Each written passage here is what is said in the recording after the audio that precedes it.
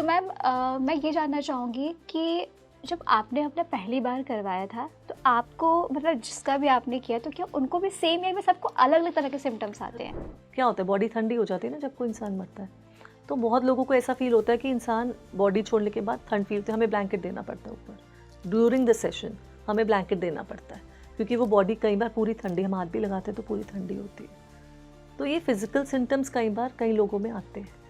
ये तो हमने बहुत बार ही देखा है कि जब एक लाइफ में, जब पास्ट लाइफ के दौरान जब हम बॉडी छोड़ता है तो वो डेफिनेटली ठंड लग रही होती है लोगों को। जो अपने पास्ट लाइफ के बारे में सच में सब कुछ जानना चाहता है और उसको लगता है कि मेरी प्रेजेंट लाइफ में कहीं ना कहीं मेरे पास्ट लाइफ की वजह से सारी प्रॉब्लम्स क्रिएट हो रही हैं, तो यदि उसने पास्ट लाइफ में कुछ बुरे कर्म किए हैं और वो अपने सेशन के PLR करवाने के बाद यदि वो उस पर अच्छे से काम करता है तो क्या वो उसकी वो बुरे कर्म मिट सकते हैं? डेफिनेटली एक लर्निंग है। आपने जब देख ही लिया है कि मैंने ये गलत कर्म किए हैं तो डेफिनेटली आपका पर्पस क्या है पास्ट लाइफ देखने का, उसको ठीक करना, राइट? तो डेफिनेटली आगे से आप मोर ठीक से चलोगे ना, आप उन कर्मास को रिपीट तो नहीं करोगे। तो डेफिनेटली देखने के बाद लोग सुधरते ही हैं।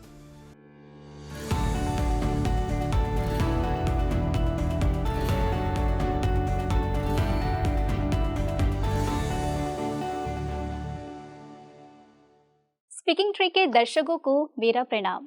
मैं सोनी भारद्वाज आप सभी का तहे दिल से स्वागत करती हूँ। आज का पॉडकास्ट बहुत ही खास होने वाला है, वो इसलिए क्योंकि आज जो मैं आप लोगों को बताने वाली हूँ वो बहुत ही इंटरेस्टिंग है। इससे पहले आई होप कि आप लोगों ने ये नहीं सुना होगा।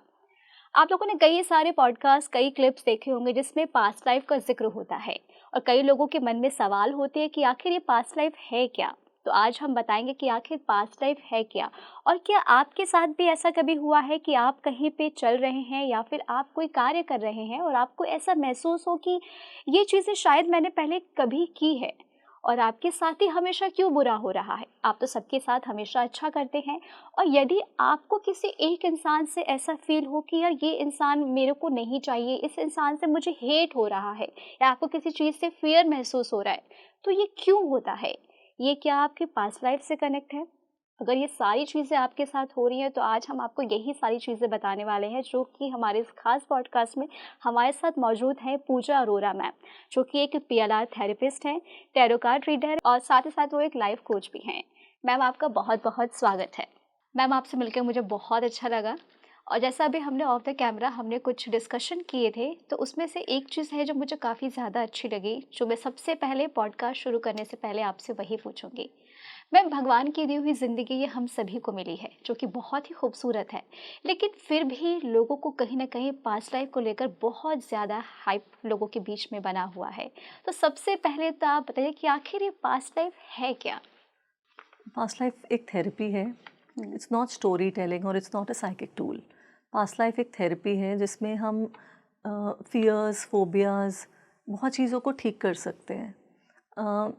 लोगों ने आजकल पास्ट लाइफ को बहुत ही मजाक समझ रखा है, जो कि वो है नहीं। कोई भी किसी का पास्ट लाइफ ऐसे नहीं देख सकता।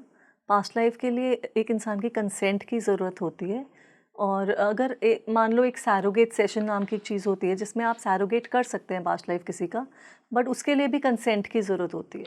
जैसे कि मैंने देखा पीछे कि किसी ने बोला कि जो अहमदाबाद प्लेन क्रैश का हुआ वहाँ पे सबने जंगल जलाया व्हाटएवर, पर मैं इस चीज़ को बिलीव नहीं करती हूँ। मेरे हिसाब से past life is something that needs to be addressed and needs consent to go through somebody's past life. किसी सेलिब्रिटी का जिसको आप जानते नहीं, उसका पास्ट लाइफ आप नहीं देख सकते हो।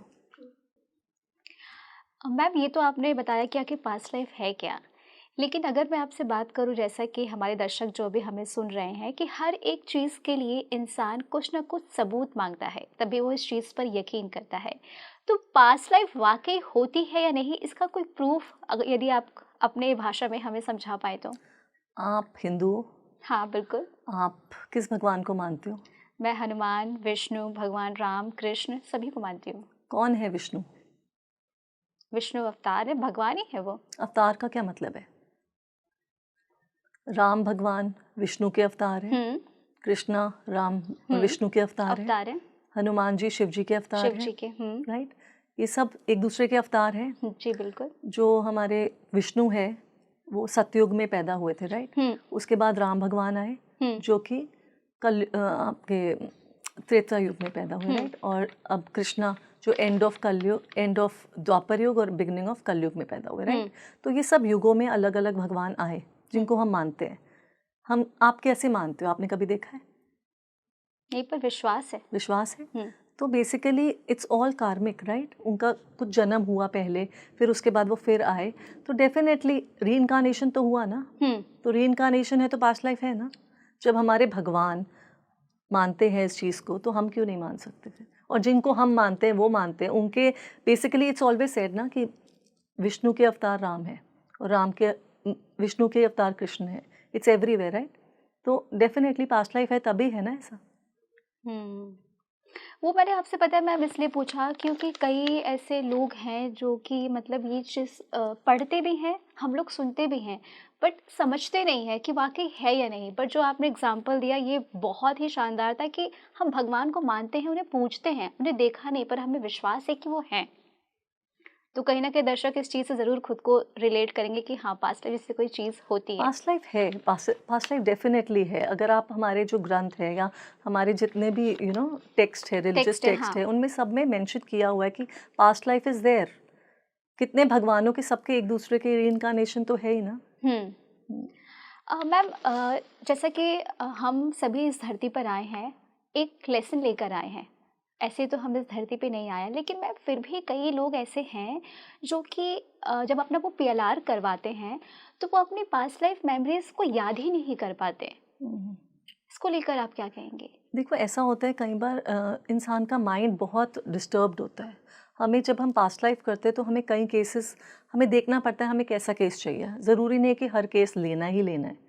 कई लोग होते हैं बाइपोलर होते हैं, ठीक है, उनका भी mind is like very aggressive. तो डेफिनेटली ऐसे केसेस नहीं लेने। कई लोग होते हैं जैसे किसी की डेथ हो गई, किसी के हस्बैंड की, किसी की मदर की डेथ हो गई, बहुत ग्रीफ में है, लाइक बहुत ज़्यादा डिस्टर्ब्ड है इंसान, तो हम ऐसे केसेस में पास्ट लाइफ नहीं कर सकते हैं। तो डेफिनेटली वो इंसान का माइंड इतना डिस्टर्ब्ड है। कई नॉर्मल पीपल भी they are under stress, although stress can be taken, but जहाँ पे बहुत ज़्यादा इंसान माइंडली बहुत डिस्टर्ब्ड है, वहाँ पे हम पास्ट लाइफ नहीं कर सकते, क्योंकि वो रिग्रेस नहीं कर पाएंगे ईजिली। बट कई केसेस में लोग आते हैं जहाँ पे वो रिग्रेस नहीं कर पाते हैं, तो वहाँ पे बेसिकली ज़रूरी नहीं है हर कोई रिग्रेस करे, बिकॉज उनका माइंड इतना प्रैक्टिकल और इतना logical, and they can not quieten their mind. And definitely there has to be a good therapist for a past life regression to be done, because वो कितना ट्रांस में लेके जा रहे हैं, कितना रिलैक्सेशन करा रहे हैं, उस हिसाब से ही। और कई लोग नहीं कर पाते regress because their minds are very very busy. So वो उन लोगों के लिए ईजी नहीं है पास्ट लाइफ करवाना। तो this is one of the reasons. But definitely अगर कोई आया है, उसका रिलैक्सेशन हो रहा है, और we are doing the imagery to them, the guided imagery we are doing to them, definitely problem solve होती है। उनका जो इशू है, कुछ इशू है, वो रिजॉल्व होता है, जैसे कि स्ट्रेस हो। बट डेफिनेटली बाइपोलर हो या कुछ मेजर इशू हो जैसे कि ग्रीफ है, तो we don't recommend a past life. There the regression chances are less. Ma'am, आपके पास जैसे कई तरह के लोग आते होंगे अपने अपने केसेस लेकर के, तो आप हमें कुछ ऐसा बता सकते हैं कि किसी व्यक्ति की पास्ट लाइफ मेमोरीज उसको रिकॉर्ड मतलब उसको याद आ गई हैं, और कोई ऐसी केस स्टडी जो आपको लगी कि ये तो बहुत ही मतलब एक अद्भुत है ये चीज़? एक बार ऐसा हुआ था कि मेरे पास एक लेडी आई, 35 ईयर्स की थी वो।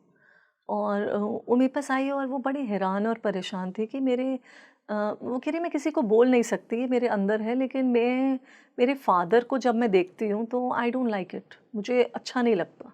And I don't like to, मेरे को अच्छा ही नहीं लगता कि मैं अपने फादर को फेस करूँ। मैं अपने फादर के सामने बहुत अनकंफर्टेबल हूँ, मुझे उनको देख के घिन सी आती है। Although he is my father, but मुझे नहीं अच्छा लगता। कह रही इसकी कोई एक्सप्लेनेशन नहीं है, लेकिन मैं जैसे ही उनके पास जाती हूँ मुझे लगता है हट जाऊँ वहाँ से मैं। आई डोंट, मतलब मुझे उनकी प्रेजेंस ही नहीं अच्छी लगती। और ये बात मदर को मैंने एक बार बोली थी, लेकिन मदर ने कभी अंडरस्टैंड नहीं करी। लेकिन मैं क्या करूँ इसका? शी सेज़ मैंने कभी किसी को नहीं बोला, लेकिन मैं आज आपको आके बोल रही हूँ कि मैं इस चीज़ को रिजॉल्व करना चाहती हूँ। मैंने कहीं देखा कि पास्ट लाइफ से ये इश्यूज़ रिजॉल्व हो जाते हैं, क्योंकि मेरे को इस जन्म में तो उन्होंने मेरे साथ कुछ गलत नहीं किया, तो डेफिनेटली कहीं पास्ट से आ रहा है ये। So I took her under regression, I did her session. उसने देखा कि फादर ने उसको फिज़िकली मोलेस्ट किया था, और फादर उसके किसी जन्म में ही वॉज बेसिकली रिश्तेदार कोई थे जिन्होंने उसको फिज़िकली असॉल्ट किया था। तो वहाँ पे हमने उसके साथ बहुत काम किया। The story was very wide कि क्या क्या सिचुएशन बनी जहाँ पे फादर ने ऐसा काम किया, और कुछ कार्मिक ग्राउंड ऐसा था जहाँ पे फादर को दोबारा बेटी बन के आना पड़ा, क्योंकि फादर को रिस्पेक्ट सीखनी थी उस सोल की, और इसको फॉरगिव करना था। Basically a soul every way ना, एक आत्मा को सीखना ही सीखना है हर चीज़, चाहे फॉरगिवनेस हो, चाहे रिस्पेक्ट हो फॉर अ वुमन, तो अब बेटी बन के आएगी तो वो नज़र डिफरेंट है ना। तो बेसिकली वहाँ पे फादर की लर्निंग ये होएगी कि मेरे को रिस्पेक्ट करना है, तो और बेटी की लेवल ये था कि मुझे फॉरगिव करना है। सोल लेवल पे कुछ गलत सही नहीं होता ना, एट द सोल लेवल। तो बेसिकली देन मैंने उसके साथ काफ़ी काम किया, काफ़ी फॉरगिवनेस करा, और थोड़े टाइम बाद she says my feelings have changed now. उसकी काफ़ी फीलिंग्स चेंज हो गई थी, फादर के साथ रिलेशनशिप भी ठीक हो गया था। तो कई बार ऐसे ऐसे केसेस आ जाते हैं जाके हम इमेजिन भी नहीं कर सकते, इवन क्लाइंट इमेजिन नहीं कर सकता कि क्या निकल के आएगा। तो इसलिए मतलब anything can just crop up, तो हम will have to be open towards everything कि क्या आ रहा है। तो मैम ऐसे में आपका कलेक्टिव कर्मा को लेकर क्या कहना है? Collective Karma, I would not really think that collective Karma कोई चीज़ ऐसा है, बट डेफिनेटली जैसे अहमदाबाद वाले केस में एवरीबडी इकट्ठे, ऑब्वियसली कहीं ना कहीं से तो वो मिले जो उनको ऐसा होना था ना, कर्मा है। बट क्या सिनेरियो है उसके पीछे वो हम लोग नहीं डिसाइड कर सकते। That is a very not a sensible thing to say that उन्होंने जंगल जलाया, whatever. This is, I don't agree to that, although कोई कह रहा है तो उसका अपना परसेप्शन होगा, I don't want to get into that. But मेरे हिसाब से पास्ट लाइफ किसी का आप नहीं देख सकते। वहाँ पे पास्ट लाइफ देखने के लिए आपको दूसरे का कंसेंट चाहिए, वो भी एक आधा आप देख सकते हो, वो भी जब आप कंसर्न हो एक इंसान के साथ। आप उन 270 लोगों के साथ कंसर्न नहीं थे, उनकी फैमिली कंसर्न होगी, आप लोगों के लिए it was just a scenario जहाँ पे वो सीन क्रिएट हुआ, राइट। तो बेसिकली किसी का पास्ट लाइफ देखना is not right, I mean it's not right भी क्या बोलूँ, it's not really possible also. तो मैम ऐसे में ऐसे मतलब कोई ऐसा कोई पर्टिकुलर कोई चीज़ होगा ना कि हमें इस इंसान को या फिर इस सिचुएशन में इसे अपना पास्ट लाइफ बिल्कुल भी नहीं दिखाना चाहिए?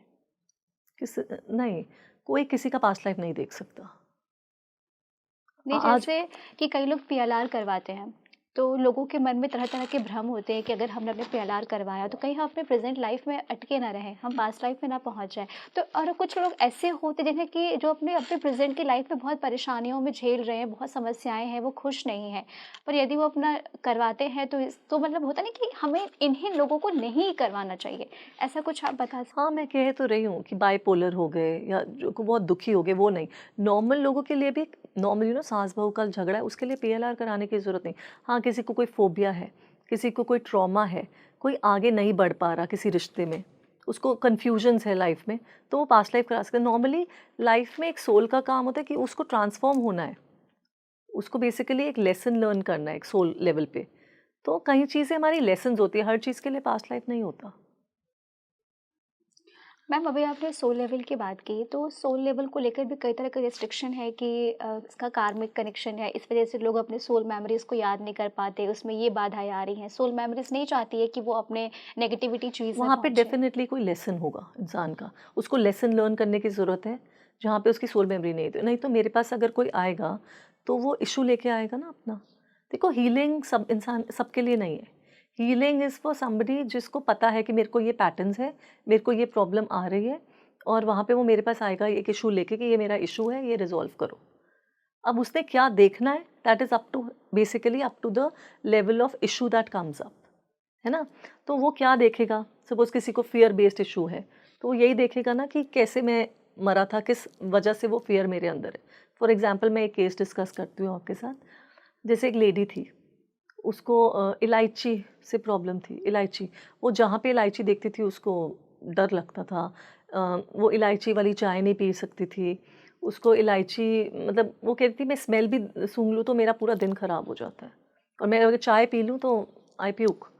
तो वहाँ पे वो कह रही है मैं किसी को बोल भी नहीं सकती, मेरे घर वाले मेरा मजाक उड़ाते हैं अगर मैं किसी को बोलती हूँ कि मेरे को एलर्जी भी नहीं है, बट मैं करूँ क्या, मतलब I can not just even look at it, it gives me goosebumps कि नहीं, मैं नहीं देख सकती।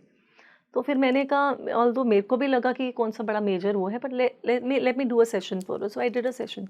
मैंने उसका सेशन करा। वो कह रही थी, वो मरी वहाँ पे इलायची के फील्ड में, और 15 दिन तक उसकी बॉडी वहीं पे रही, उसको कोई लेने नहीं आया।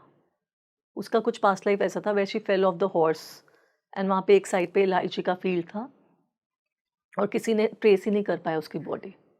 सो शी सेड, मैं वहाँ पे 15 दिन के लिए थी, मेरी शी सॉ एवरीथिंग, उसने देखा सब कुछ, और उसने कहा कि मेरे को इसी दैट इज़ द रीज़न। और थोड़े दिन बाद उसका कॉल आया कि बेसिकली नाउ द एग्रेशन, मतलब जो प्रॉब्लम है उसकी इलायची को लेके, वो बहुत ज़्यादा हद तक ठीक हो गई है। मैम आपके पास कई लोग आते होंगे अपना पीएलआर करवाने के लिए, तो मैं आज तो खैर सबसे पहले, जब आपने अपना भी पहली बार पीएलआर करवाया तो आपको कैसा महसूस हुआ?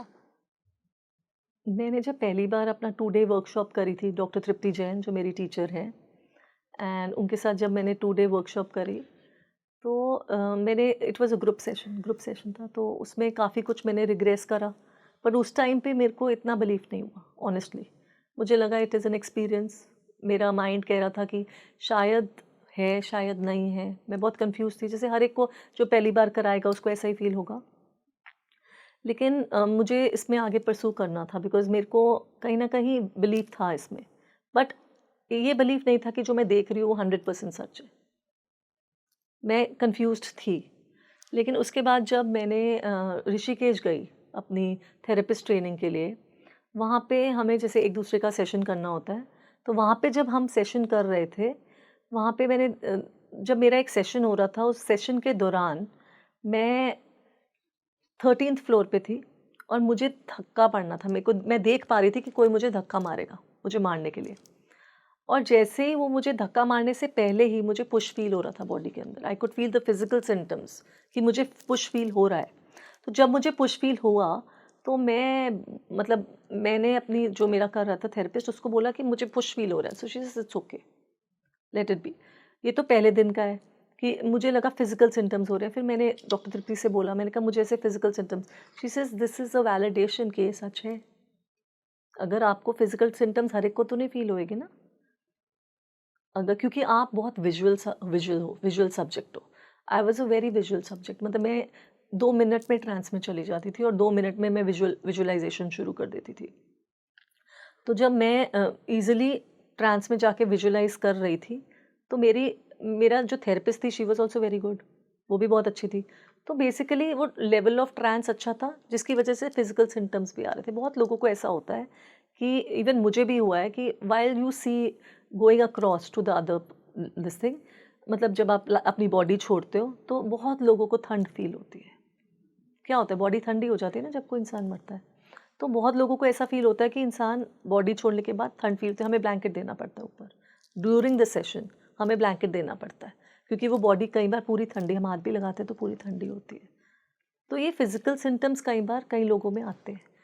ये तो हमने बहुत बार ही देखा है कि जब एक लाइफ में, जब पास्ट लाइफ के दौरान जब हम बॉडी छोड़ता है, तो वो डेफिनेटली ठंड लग रही होती है लोगों को। और वो जब ऊपर जा रहे होते हैं, जैसे सोल ऊपर जा रही है ऊपर की तरफ, तो डेफिनेटली वो पीपल से बीच में ट्रांस में होता है ना, एक थीटा स्टेट में, तो वो बोलते हैं कि मुझे कंबल दे दो, मुझे बहुत ठंड लग रही है। बहुत लोगों ने बोला है ड्यूरिंग सेशन। तो मेरा ये एक्सपीरियंस रहा है कि बॉडी सिम्टम्स भी कई बार आ जाते हैं। ज़रूरी नहीं है कि पास्ट लाइफ देखी है। Obviously the therapist has to be good for that. Therapist को अच्छा होना ज़रूरी है। मैम जैसे अभी आपने कहा कि जो लोग अपना पास्ट लाइफ करवाते हैं उन्हें ये सिम्टम्स आते हैं कि उन्हें ठंड लग रही है। तो नहीं, जो मैं, कराते नहीं हैं, जो देखते जो हैं कि वो, देखते हैं हाँ, हाँ, पास्ट लाइफ में, हाँ, सॉरी बाय मिस्टेक, जो हाँ। देखते हैं, तो मैम मैं ये जानना चाहूँगी कि जब आपने अपना पहली बार करवाया था तो आपको, मतलब जिसका भी आपने किया, तो क्या उनको भी सेम या में सबको अलग अलग तरह के सिम्टम्स हर आते एक हैं? को अलग-अलग से ठंड तो देखो, हम कोशिश करते हैं कि हम उसको देखें, वो बॉडी से बाहर निकल के क्या फ़ील कर रहा है, वो आगे कहाँ जा रहा है, यू नो। बट कई केसेज़ में ऐसा होता है, जैसे कोई ट्रॉमेटिक सीन आ गया, तो पीपल हाउल। मैंने अभी पिछले कुछ दिनों पहले ही कुछ एक पास्ट लाइफ किया, where the lady wouldn't stop crying. वो रोती ही रही पूरे सेशन में, क्योंकि उसका इतना ट्रॉमा था। और ट्रॉमा कैसे रिलीज़ हो रहा है? क्योंकि वो देख रही है। देख रही है। देख के वो फ़ील कर रही है, वो किनेस्थेटिक सब्जेक्ट था। बेसिकली क्या होता है कि सब्जेक्ट टू सब्जेक्ट, कई लोग आवाज़ ऑडिटरी सुनते हैं, कई लोग जैसे फ़ीलिंग के उससे जाते हैं, कई लोग जाते हैं कि हम बेसिकली विजुअल है बट वो लेडी बहुत किनेस्थेटिक थी, बहुत फीलिंग ओरिएंटेड थी, तो वो रोई जा रही थी पूरे टाइम। तब मुझे लगा कि हाँ, मतलब हाउल कर रही थी वो लिटरली, क्योंकि उससे वो सीन बर्दाश्त नहीं हो रहा था और वो देख पा रही थी, रिलेट कर पा रही थी कहीं ना कहीं पास्ट लाइफ को और इस जन्म को का रिलेशन भी रिलेट कर पा रही थी। तो नॉर्मली लोग रोते बहुत हैं, तो जिससे पता चलता है कि रोने से कि इमोशन फीलिंग तो है ना, it's not just a imagery, it's not just imagination और visualisation, it has something to do with emotion also. तो मैम जब लोग अपना ऐसे पीएलआर करवाते हैं, जब वो अपने पास्ट लाइफ को देखते हैं उसके बाद उन्हें मतलब चल गया पता कि हाँ हमने पास्ट लाइफ में ये चीज़ें की है और इसलिए हमारे साथ अभी प्रेजेंट में शायद इसलिए ये चीज़ें हो रही हैं, तब उसके बाद वो अपनी नॉर्मल लाइफ जी पाते हैं या फिर कई लोग उसमें अटक के रह जाते हैं? कोई भी नहीं अटकता।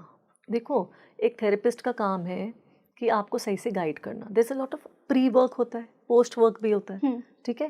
पोस्ट वर्क में ये आ जाता है, जैसे एक इंसान ने सेशन देख लिया, उसके बाद वो आपको ठीक से थेरेपिस्ट गाइड करे कि किसका क्या रिलेशन है, आपने क्या देखा, उसका कहाँ से क्या रिलेशन कैरी फॉरवर्ड है, कैसे आपको आगे लेके जाना है, इसका क्या मतलब है।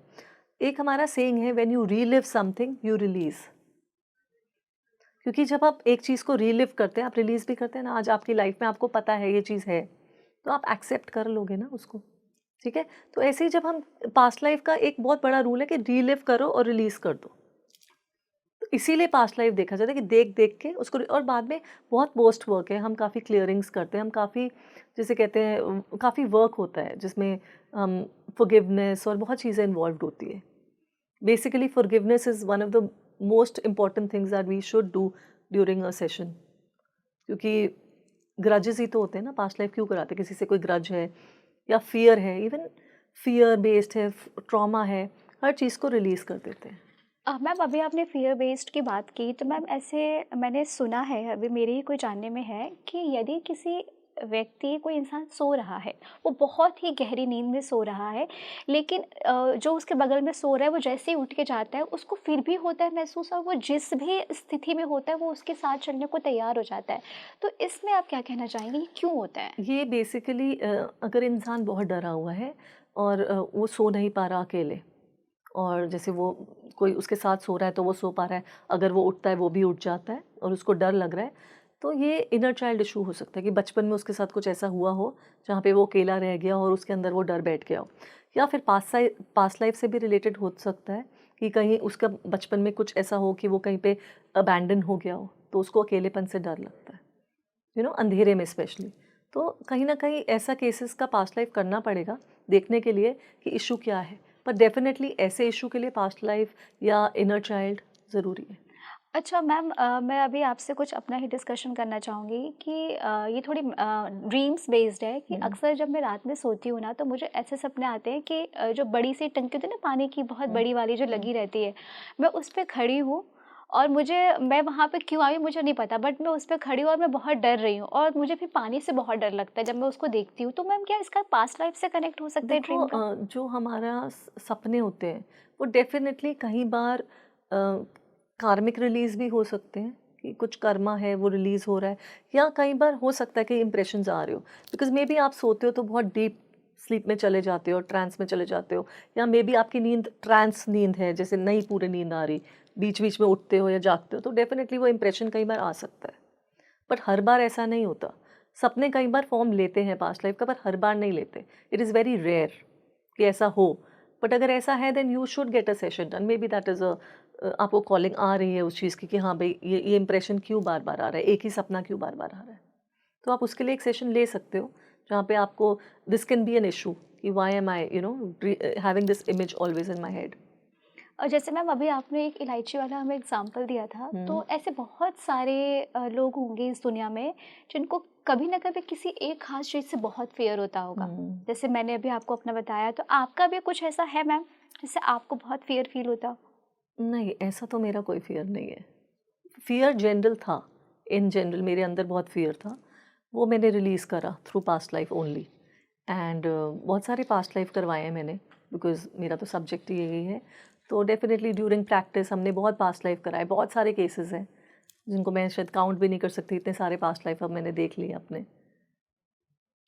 तो मैम, अगर हम पास्ट लाइफ की थोड़ा सा और मैं डीप जाके आपसे पूछूं, तो यदि कोई ऐसा है जो अपने पास्ट लाइफ के बारे में सच में सब कुछ जानना चाहता है और उसको लगता है कि मेरे प्रेजेंट लाइफ में कहीं ना कहीं मेरे पास्ट लाइफ की वजह से सारी प्रॉब्लम्स क्रिएट हो रही हैं, तो यदि उसने पास्ट लाइफ में कुछ बुरे कर्म किए हैं और वो अपने सेशन के पीएलआर करवाने के बाद यदि वो उस पर अच्छे से काम करता है, तो क्या वो उसकी वो बुरे कर्म मिट सकते हैं? देखो जब वो पास्ट लाइफ देखता है, देखो बुरे कर्म अच्छे कर्म डेफिनेटली ये फ्री विल से रिलेटेड है ना, हम क्या करते हैं। हम्म।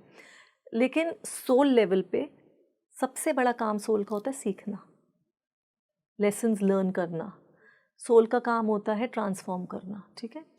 तो चलो ये तो एक बात हो गई, ठीक है। लेकिन दूसरी बात आपने कहा कर्मा, ठीक है। डेफिनेटली एक लर्निंग है।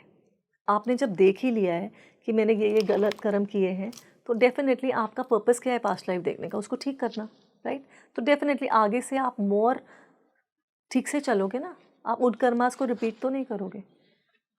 तो डेफिनेटली देखने के बाद लोग सुधरते ही हैं और उनको इतनी अवेयरनेस आ जाती है कि कई बार कोई उनके साथ गलत भी कर रहा हो तब भी वो कहते कोई बात नहीं, मैंने भी किया है, अगर मेरे साथ भी हो रहा है, but then they keep their काम, they don't creep over it. वो चुप रहते हैं, शांत रहते हैं कि कोई बात नहीं, they don't react. Basically reactions रोकना ज़रूरी है ज़िंदगी में। जहाँ आप रिएक्ट नहीं करोगे वहाँ पे आप पीस में हो, कुछ भी हो रहा है बाहर आपकी लाइफ में। मैम, अभी आपने हमें बहुत सारी केस स्टडीज़ बताए, तो मैम कई बार ऐसा होता है ना कि हम जब अपनी पास्ट लाइफ में जाते हैं तो हम बहुत तरह तरह की चीज़ें फील करते हैं, सबका अपना अलग अलग होगा। बट मैम, जब आपने अपना पास्ट लाइफ किया तो ऐसा कुछ बताइए जो कि हमारे दर्शक भी जानना चाहेंगे कि ऐसा क्या खास रहा जो आपने करा। मैं बेसिकली, मेरा बेटा आज 18 साल का है और मैं बचपन से ही एक बहुत नैगिंग मदर थी। नैगिंग मतलब उसको टोकते रहना हर बात के लिए, और मुझे अंदर से तो ये पता था ये ठीक नहीं है, लेकिन मैं कंट्रोल नहीं कर पाती थी और हर वक्त उसको टोकती रहती थी। मतलब इवन मेरा बेटा बालकनी में चला जाए, मुझे वो भी बर्दाश्त नहीं था। मुझे इनसिक्योरिटी हो जाती थी कि बालकनी में क्यों गया, उसके पीछे पीछे भागती थी। मुझे लगता था ये ग्रोथ ठीक नहीं है अंदर से, लेकिन मैं कंट्रोल नहीं कर पाती थी, मुझे डर लगता था, बहुत डर लगता था मुझे। तो मैं बड़ी परेशान, ऑल्दो मेरा सब्जेक्ट था, लेकिन मैं इस चीज़ को लेके कंट्रोल नहीं कर पाती थी। फिर मैंने अपनी एक कोलीग को बोला, मैंने कहा मेरा पास्ट लाइफ करो रिगार्डिंग दिस इशू, दैट मैं अपने बेटे को नहीं मतलब टोकू ना, उसको let him have a good growthful childhood. तो मैंने भी सेशन कराया एक। ड्यूरिंग द सेशन क्या हुआ कि बड़ा ही वैलिडेटिंग सेशन है ये, जहाँ पे मैं देख रही हूँ मैं शिरडी में हूँ और साईं बाबा के आसपास हूँ कहीं, और वहाँ पे मेरा जो बेटा है वो मेरा बेटा ही है, मैं एक आदमी हूँ, और मेरा जो बेटा है वो मुझे रोकता है साईं बाबा से मिलने के लिए। वो मुझे कहता है आप क्यों इस फ़कीर के चक्कर में, और मैं बहुत ही डिवोटेड हूँ साईं बाबा को लेके, और मेरा नाम है आपा कोटे, जो मैं देख पा रही हूँ। और जब हमने गूगल में जाके वैलिडेट किया तो ऐसा एक शख्स था जिसका नाम आपा कोटे था, जो बाबा से बहुत क्लोज था।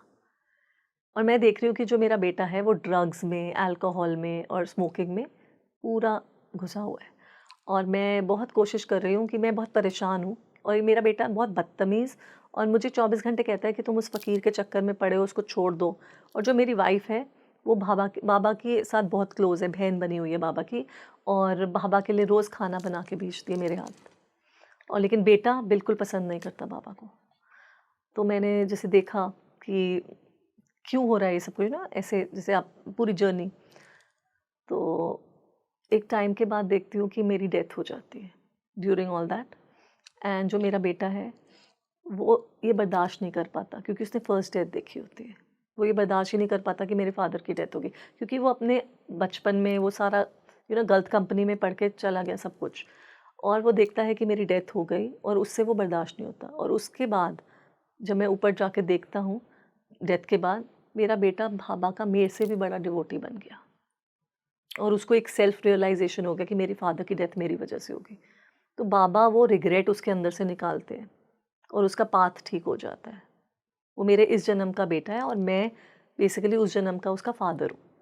तो इस जन्म में क्या हुआ, अनकॉन्शियसली मैंने अपने बेटे का नाम साई रखा हुआ है। मेरे बेटे का नाम साई है, टैटू भी है मेरे हाथ में। और मेरे बेटे का नाम साईं इसलिए पड़ा क्योंकि मैं भी I was devoted to Baba somewhere, Sai Baba का डिवोटी हूँ मैं।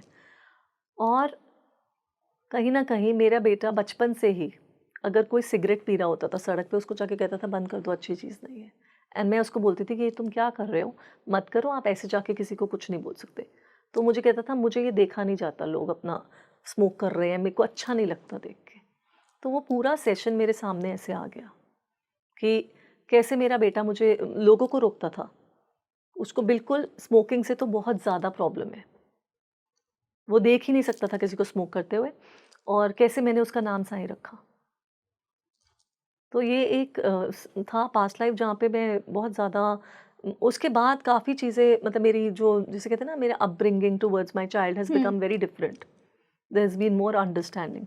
मैं तो 24 घंटे में उसको टोकती रहती थी, ये मत करो, वो मत करो, ऐसे मत करो। एंड मदर्स होती हैं ऐसे, क्योंकि वो एक इनसिक्योरिटी थी अंदर कि बेटा बिगड़ ना जाए। क्योंकि वो पास्ट लाइफ में था। पास्ट लाइफ से आई थी, वो फियर था एक कि बेटा बिगड़ ना जाए। मैं उसको छोड़ती नहीं थी, और वो छोटा था पर मेरे अंदर तो वो ट्रॉमा था ना, क्योंकि मैंने उसको ऐसे देखते हुए चली गई थी, मैं मर गया था मैं। तो बेसिकली, पर उसके बाद मैंने ये भी देखा, पर कहीं ना कहीं मरते मरते इनसिक्योर होके मरा। लास्ट थॉट ये थी कि मेरा बेटा बिगड़ा हुआ है, तो वहाँ पे मैं उसको प्रोटेक्ट करने के लिए आई वॉज वेरी इनसिक्योर। तो ये केस था मेरा पास्ट लाइफ का, जो कि वैलिडेट हुआ, बिकॉज मैंने अपने सारे ग्रुप्स में डिस्कस किया, जो कि वैलिडेट हुआ कि हाँ, आपा कोटे थे, उनका बेटा भी था, पर ये कहीं नहीं लिखा कि बेटा बिगड़ा हुआ था। ये क्यों कहीं पे नहीं है, लेकिन बेटे का नाम, आपा कोटे का नाम, किस चीज़ें ईयर काफ़ी में डेथ मिलती हुई, हैं। सब कुछ है गूगल पे। So this was a very validating session for me. Ma'am, अभी आपकी बातें सुन के ना मुझे अभी मेरे जस्ट माइंड में एक चीज़ याद आई कि हम जब इस धरती पे जन्म लेते हैं तो हमें जो पेरेंट्स मिलते हैं या हमें जो बच्चे मिलते हैं, क्या ये हम ये तय करके अपने पास्ट लाइफ से आते हैं कि हमें हमें इस प्रेजेंट लाइफ में हमारे यही पेरेंट्स हमें मिलेंगे? एब्सोल्युटली, हम सारा कुछ स्क्रिप्ट चूज होती है, मतलब आपका सब कुछ लिखा होता है कि आपने किसको चूज करना है। इट्स लाइक सब कुछ डिसाइडेड है, आपके फादर मदर, आपकी सोल जर्नी के हिसाब से सब कुछ डिसाइडेड होता है। आज फादर एक अपने बेटे के लिए बहुत ज़्यादा रूड होगा, लेकिन वो कुछ कहीं ना कहीं सबकॉन्शियस माइंड में उसी ने खुद चुना है, बेटे ने। आज बेटा बहुत बदतमीज़ होगा किसी फादर के साथ, वो फादर ने खुद चुना है कि बेटा ऐसे करेगा, क्योंकि फादर की भी कुछ लर्निंग होगी। सब कुछ तय होता है। इट इज़ लाइक आप चल रहे हो, जैसे कहते हैं वीडियो गेम है एक, डेस्टाइंड गेम आपको खेलनी है, लेकिन वो बनी तो हुई है ना गेम, लेकिन खेलनी तो आपको है ना। तो इट्स लाइक दैट कि बेसिकली चले जा रहा है सब कुछ, आपकी फ्री विल्स कहीं ना कहीं है, चॉइसेस हैं आपकी लाइफ में, लेकिन चूज़ आपने क्या करना है वो आप पे डिपेंड करता है। बट फादर मदर आपके कुछ कुछ बड़े बड़े लेसन्स की वजह से, जैसे किसी का हस्बैंड भी कोई चूज़ करता है एक लेसन की वजह से, बट वो काफ़ी बाद में भी चूज़ कर सकते हैं, सबकॉन्शियस में होता है, लेकिन कि मुझे ये लेसन लर्न करना है, ये हस्बैंड, मुझे ये लेसन करना है, ये फ्रेंड। हमें हर चीज़ कुछ सिखा के जाती है, बिना सीखे कुछ नहीं होता। मैम, अगर हर एक इंसान में कुछ ना कुछ टैलेंट होता है, कोई भी ऐसे नहीं आता है, कुछ चीज़ें लेकर ये धरती पर आता है। तो मैम, क्या ऐसे जान सकते हैं कि यदि कोई स्पेसिफिक एक चीज़ है कि हमने उसके लिए कोई ट्रेनिंग भी नहीं ली, हमने कोई उसकी पढ़ाई भी नहीं की, बट हम इस चीज़ में इतने माहिर कैसे हैं? कभी कभी मैं भी खुद सोचती हूँ कि यार ये चीज़ तो मैंने कभी की नहीं, बट मुझे इसके बारे में इतना मतलब कैसे है ये चीज़? तो मैम, क्या हम ये पास्ट लाइफ में कभी रह चुके हैं, शायद इस वजह से चीज़ें होती हैं? एब्सोल्युटली, ये तो डेफिनेटली है। देखो कई बार क्या होता है, हम किसी चीज़ के लिए बने नहीं हैं, लेकिन हम उस चीज़ में फंसे हुए हैं, हाँ। ठीक है। लेकिन आपको कभी मज़ा ही नहीं आएगा उस चीज़ में, आपको मज़ा उसी चीज़ में आएगा जिसके साथ आपका जुड़ाव होगा, ठीक है। जैसे आज आप यहाँ बैठे हो, पॉडकास्ट कर रहे हो, और आप बड़े फ्लो में हो, राइट, आप बड़े फ्री, मतलब बड़े फ्लो में बात कर रहे हो। डेफिनेटली हर कोई नहीं बैठ के ये काम कर सकता ना, यू नीड दैट टैलेंट। तो डेफिनेटली आपने कहीं इसकी वो भी नहीं ली ना, ट्रेनिंग भी नहीं ली, नहीं। It just came natural to you. तो डेफिनेटली पिछले जन्म में कुछ इससे एसोसिएटेड काम आप कर रहे होगे, या कोई ज्ञान है, जैसे कोई इंसान बोलने लग जाता है किसी टॉपिक के ऊपर, बट उसको लगता है कि पता नहीं कहाँ से मैं चैनल कर रहा हूँ, तो डेफिनेटली वो सिर्फ टैप आउट कर रहा है, पर कहीं ना कहीं पीछे से आ रहा है। और ये होता है, ये बहुत लोगों के साथ, क्या सबके साथ ही होता है। आप वहाँ कनेक्ट कर पाते हो। डांस, हर कोई तो एक लेवल का अच्छा डांस नहीं नहीं कर कर सकता, पाते, बिल्कुल। ठीक है, बट जो कर रहा है वो डेफिनेटली कहीं ना कहीं उसके अंदर वो टैलेंट पिछले हर चीज़ के लिए ट्रेनिंग ज़रूरी नहीं होती है। जैसे मैम देखिए ना, हम लोग ना बच्चों से पूछते थे बचपन में हमारे पेरेंट्स पे, तो बड़े होके क्या बनोगे, तो कोई डॉक्टर, इंजीनियर, कोई साइंटिस्ट। पर बाद में हमारी वो चीज़ें चेंज हो जाती हैं, हम कुछ और ही बन जाते हैं जो। लाइफ पर्पस और सोल पर्पस में फ़र्क है ना। लाइफ पर्पस वो होता है जहाँ से आपने पैसे कमाने हैं। सोल पर्पस वो हो जाता है जो जहाँ पे आपको बेसिकली आपका जुड़ाव है। तो दोनों अलग अलग है। देखो, हम अर्थ में आए हैं, हमारा प्रेजेंट भी इंपॉर्टेंट है, हर चीज़ पास से रिलेटेड नहीं है। तो हमें यहाँ पे डेफिनेटली जीना है। अर्थ हमने चुना क्यों है? बिकॉज हमें पैसे कमाने हैं, हमें आगे बढ़ना है, तो हमारा लाइफ पर्पस भी तो कुछ होगा ना। हम सिर्फ पास्ट लाइफ में ही नहीं जी सकते। पास्ट लाइफ देखा, उसको समझा, उसको रिलीज़ करा, और आगे पास्ट प्रेजेंट में भी तो फ्री विल के हिसाब से चलेंगे ना। हम चॉइसेस क्रिएट करेंगे, आगे बढ़ेंगे। तो present is equally important. But आजकल पास्ट लाइफ के बारे में बहुत ज़्यादा हाइप है। बहुत ज़्यादा। और मैम कहीं न कहीं मुझे लगता है कि इसलिए है ना, क्योंकि जो इंसान के साथ अभी जो लाइफ़स्टाइल चल रही है, उनकी लाइफ़ में जो प्रॉब्लम्स क्रिएट होती हैं, जैसे हम सभी कहते हैं ना, यार हम तो बहुत अच्छे हैं, हमने सबके साथ बहुत अच्छा किया, पर हमारे साथ हमेशा बुरा होता है। फिर हम जब इतनी चीज़ें ऐसे देखते हैं तो लगता है कि यार शायद कहीं न कहीं ना हमने अपने पास्ट लाइफ़ में कुछ बुरा किया है, तब भी हमारे साथ इस लाइफ़ में हो रहा है। कर्मा बहुत कॉम्प्लिकेटेड है, आपको पता है? आपको पता भी नहीं, अभी आपके पैर के नीचे कीड़ी है, वो भी कर्मा है। तो कर्मा इतना कॉम्प्लिकेटेड है, इतना कॉम्प्लिकेटेड है कि आप कर्मा के पीछे नहीं भाग सकते। तो कॉन्शियसली जो आप सोच सकते हो वो बेस्ट है। कॉन्शियसली जो आप सोच सकते हो, वरना Karma doesn't leave you anywhere. Karma is a very complicated subject. You can not have a elaborate conversation about Karma, because आप पैदा ही पहली बात तो कलयुग में हो, ठीक है? और कई चीज़ें माफ़ भी हैं कलयुग में। और कलयुग में बेसिकली, कलयुग में बहुत बड़ा एक से है कि हर कोई अपने आप को भगवान ही मानेगा, राइट? बहुत भगवान आ जाएंगे। बट स्टिल मेरे को लगता है कि इंसान को इंट्रोस्पेक्ट, एनालाइज, अपने साथ जुड़ाव रख के जीना चाहिए। जीना चाहिए, बिल्कुल। और इंट्रोस्पेक्शन और अपने आप को एनालाइज करके चलो। हर रात को अपने ऊपर वर्क करो कि मैंने पूरा दिन क्या किया है, कैसे किया है। कई कर्मास तो आपके कंट्रोल में भी नहीं है ना। So that is all. Karma is like अच्छा बुरा सब सोल लेवल पे। Again I will say, experience करो, लर्न करो ज़िंदगी में। अगर जो कुछ है, जो सिचुएशन आ जाए, उसको ब्लेसिंग इन डिस्गाइज समझ के आगे बढ़ो लाइफ में। नो मैटर जो सिचुएशन आ जाए, everything should be a blessing in disguise. पर मैम देखिए ना, आजकल के जो बच्चे हैं सब एंजाइटी, डिप्रेशन, तमाम चीज़ों में फंसे हुए हैं। तो मैं चाहती हूँ कि जो अभी हमें सुन रहे होंगे, तो आप उन्हें अपनी साइड से कोई ऐसा कुछ खास मैसेज देना चाहेंगे कि वो थोड़ा सा रिलैक्स्ड फील हो। मुझे लगता है कि जो फंसा हुआ है वो आज फंसे होने के उसमें ही है। उसने कुछ सीखना है वहाँ फंस के। ऑब्वियसली कोई अपने बच्चों को या कोई अपने रिश्तेदारों को या किसी नोन को चाहता नहीं कि उसके साथ ऐसा हो ना। पर उसने वो जर्नी चूज़ की है। Obviously take help. It's very important to seek help from somebody. आप ऐसे किसी को इस स्थिति में नहीं रहने दोगे ना जहाँ पे वो है। तो डेफिनेटली हेल्प लो, लेकिन लर्न करो। सबसे इम्पोर्टेंट है लर्न योर लेसन्स। अगर कोई फंसा हुआ है, डेफिनेटली वो अपना लेसन नहीं लर्न कर रहा, तभी वो फंसा हुआ है। जिस दिन उसने अपना लेसन लर्न कर लिया, वो उस लूप से निकल आएगा। I agree. वो इसलिए क्योंकि हम कहते हैं ना कि जब हम किसी मुसीबत में होते हैं तो लोग कहते हैं कि पास्ट की चीज़ों से निकलो, आगे मूव ऑन करो, आगे देखो। पीछे देखोगे तो तुम उसी चीज़ों में उलझे रह जाओगे, तभी आगे एक अच्छा भविष्य, अच्छा फ्यूचर। किसी को क्या कंसर्न है आज? किसी का बच्चा है, किसी का भाई है, वो फंसे हुए हैं, लेकिन कंसर्न आपको ज़्यादा हो रहा है, तो वो आपका लेसन है ना। आपने कुछ भी सीखना हो सकता है उसमें से। तो डेफिनेटली अगर आपका कोई रिश्तेदार है या आपका कोई है, तो और आपको उससे ज़्यादा प्रॉब्लम हो रही है, वो तो फंसा ही हुआ है, लेकिन आपकी पीस खराब हो रही है, तो कहीं ना कहीं आपका भी लेसन है उसके अंदर।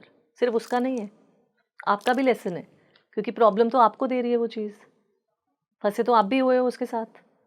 आपको क्या सीखना है कि आपके हाथ में वैसे भी कुछ नहीं है ना।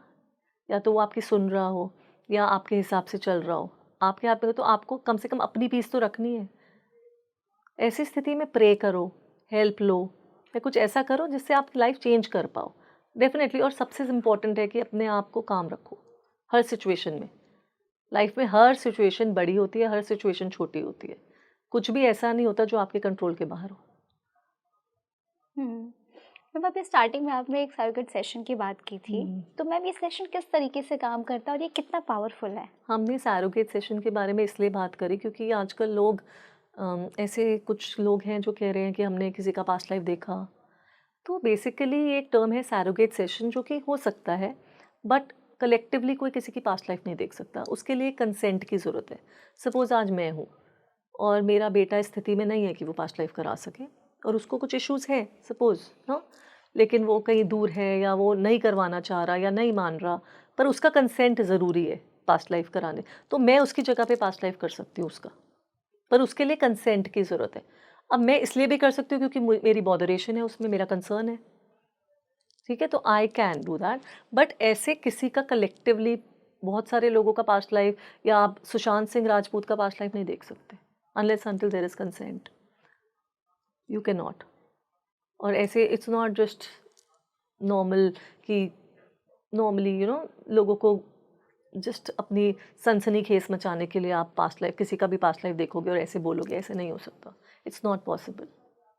जैसे अभी हाल ही में एक क्लिप हुई थी वायरल, जिसमें शायद एक लेडी कह रही थी कि मैं बताना चाहती हूँ कि शेफाली जरीवाला मेरे सपने में आई, और वो कह रही थी कि इस बार गणेश पूजा ज़रूर करनी है, और वो अपने घर में इस तरीके से गणेश जी को बिठाना चाहती हैं, तो प्लीज़ आप ये बात ये वहाँ तक सपने में पहुँचा दें। आई, मे भी वो लेडी चैनल हो, मैं ये नहीं कहूँगी कि वो नई चैनल हो सकती, सपने लोगों को आते हैं, but I don't want to deny on something that I don't know, right, मुझे नहीं पता। बट पास्ट लाइफ मेरा सब्जेक्ट है, पर मुझे उसका पता है कि पास्ट लाइफ कलेक्टिवली नहीं देख सकते आप ऐसे किसी का, it's not possible, it's just to make eyeballs turn towards you and that is all. ऐसे नहीं, पास्ट लाइफ नहीं देख सकते। बाकी किसी को सपना आया, या आप मुझसे पूछो टैरो निकाल के मैं आपको बताऊं, कई और मोडालिटी से कि हाँ ऐसा क्यों हुआ, कैसे हुआ, what was the reason, obviously they had a collective way to die, definitely उनका एक कलेक्टिव वो था मरने का इकट्ठे, लेकिन जो अहमदाबाद वाला प्लेन क्रैश था, लेकिन ऐसे नहीं हो सकता कि उनका कोई पास्ट लाइफ देखे। वो तो उनकी फैमिलीज जो ग्रीव कर रही है उनके लिए और ट्रॉमा है ऐसी बातें करके। मैम, मुझे लगता है कि ये जो भी आपने हमें अभी इन्फॉर्मेशन दी, इतनी सारी जानकारी, क्योंकि मैं पास्ट लाइफ को लेकर ना लोगों के मन में बहुत तरह के मिथ्य बैठे हुए हैं कि पास्ट लाइफ ऐसी है, पास्ट लाइफ है नहीं, और पास्ट लाइफ है तो फिर वो क्यों है। कहीं ना कहीं हमारे इस डिस्कशन से ये चीज़ तो ज़रूर साफ हो गई है कि पास्ट लाइफ तो है, और मैम ने उसका अच्छा खासा हमें उदाहरण भी बताया है। भगवान श्री कृष्ण और जो भी हमारे भगवान के जितने अवतार हैं वो क्यों हैं, हम क्यों उन्हें पूछते हैं, तो ये मुझे एक सबसे ज़्यादा बेस्ट लगा आपका। क्योंकि मैम कहीं न कहीं देखा भी जाए ना, तो हम लोग चीज़ें पढ़ते तो हैं, बट हम यकीन कब करते हैं जब हमें कोई एग्ज़ाम्पल या कोई सबूत हमारे सामने आता है। तो ये चीज़ें बहुत अच्छी बताई, और मैम आपने ये बताई कि कैसे आप अपनी प्रेज़ेंट लाइफ़ को हील कर सकते हैं यदि आप किसी परेशानी में हैं तो। तो मैं उम्मीद करती हूँ कि हमारे दर्शक ज़रूर इस वीडियो से कुछ ना कुछ नया सीखेंगे, और यदि आपके कोई सवाल हैं तो आप हमें कमेंट बॉक्स में ज़रूर बता सकते हैं। मैम, आपका बहुत बहुत धन्यवाद। Thank you so much. तो ऐसे में यदि आपके मन में भी जो भी सवाल होंगे, आई होप कि आपके सारे सवालों का जवाब हमारे इस खास पॉडकास्ट में आपको ज़रूर मिल गया होगा। लेकिन फिर भी कोई ऐसे सवाल जो आपको लगते हैं कि वो रह गए हैं या फिर आप जानना चाहते हैं, तो आप हमें कमेंट करके ज़रूर बताएं, और हमारे चैनल को लाइक, शेयर और सब्सक्राइब करना ना भूलें। नमस्कार।